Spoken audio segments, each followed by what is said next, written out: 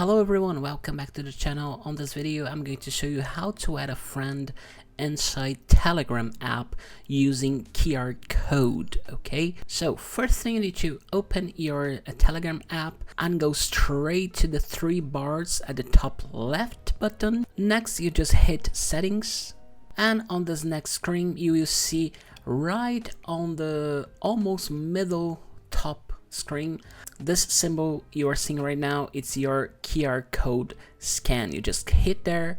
Now here you're able to see your QR code and you can send to all your friends, all your contacts, as well as right down below here you can change the color of your QR code. Okay, so that's it. That's how you add a friend inside Telegram using QR code. Okay, so thank you so very much for today's video. Hope you enjoy, hope you learned it.